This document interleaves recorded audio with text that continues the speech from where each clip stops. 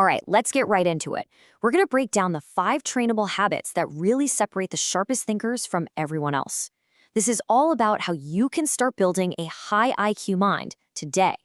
You know who I'm talking about, right? You've been in a meeting or a conversation with someone who's mostly quiet, but then they say one thing and boom, it's so sharp, so clear, it just changes the whole room. And you're left thinking, wow, how did they even come up with that? Well, it's super easy to just assume, oh, they were just born smarter.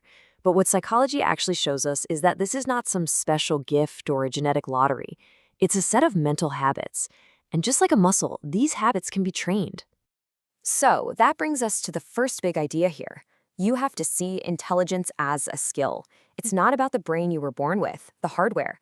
It's all about how you use it, the software. What you do with your brain on a daily basis is the real game changer.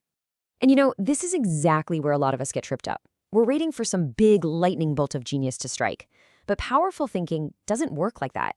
It's more like building a wall, one brick at a time. It's those small, daily mental efforts that end up building a fortress of intellect. Okay, so if intelligence is a skill, where do we even begin training? Well, it starts inside your own head. So in this next section, we're going to dive into questioning your inner world. We're going to master the 2 core habits for managing your own mind. The first habit is something psychologists call metacognition. And, it sounds complicated, but it's not. It's simply the act of thinking about your own thinking. It's like you're stepping outside of yourself for a second to watch your own thoughts go by, just to make sure they're actually making sense. And this isn't some abstract theory. You can actually practice it. It just means hitting pause and asking yourself some tough questions, like, wait a minute, why do I actually believe this? Or what's the real evidence for my point of view? Doing this is like running an audit on your own brain, and it helps you catch huge mistakes like confirmation bias and overconfidence before they cause real problems. Now, the second internal habit is emotional regulation. It's so easy to think that being smart means being a cold, logical robot. But we're not robots, right? Our brains are flooded with emotions. So high-level thinking isn't about getting rid of emotions, it's about learning how to pilot them, instead of letting them pilot you.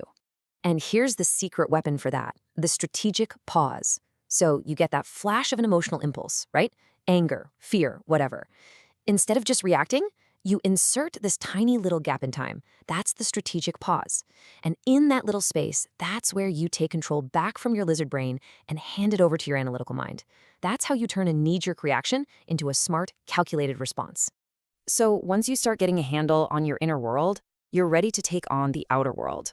And that brings us to section 3, engaging the outer world. Here, we're going to cover the 3 habits you need to process reality with real clarity. Think of this one like going to the gym, but for your brain.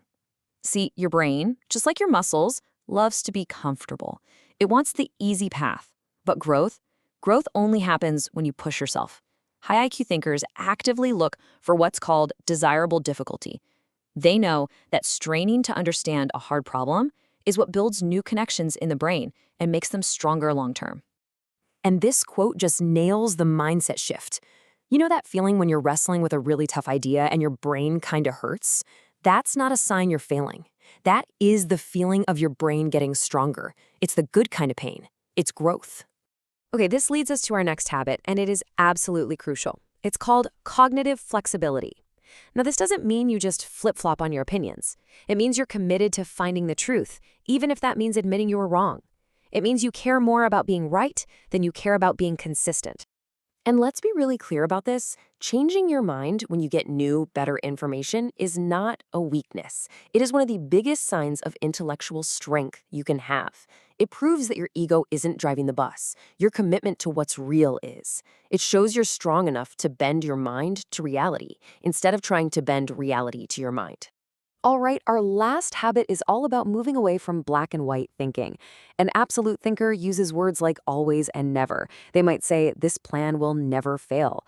A probabilistic thinker, on the other hand, lives in the gray areas. They'll ask, okay, what are the odds this could fail, and by how much?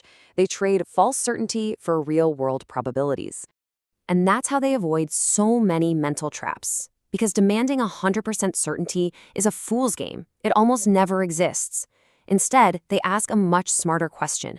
What are the odds that I'm wrong here? Just asking that one question brings a dose of humility and realism into any decision.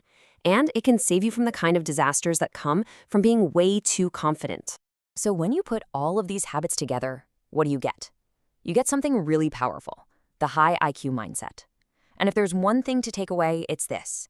Intelligence isn't about how many facts you have stored in your head. It's about the operating system you use to process reality. So here it is. This is your new mental toolkit. You've got metacognition to check your own thinking, choosing mental challenge to build your mental muscle, the strategic pause to control your impulses, cognitive flexibility to stay aligned with the truth, and thinking in probabilities to navigate an uncertain world. These are the tools. And this quote really says it all, doesn't it? Intelligence isn't a thing you have. It's a thing you do. It's not a noun, it's a verb. It is the active, daily process of managing the most powerful tool you will ever own, your mind. So, we're left with the only question that really matters. Looking at this list, which one of these habits are you going to start training starting today? Because the choice you make right now is what will shape the kind of thinker you become tomorrow.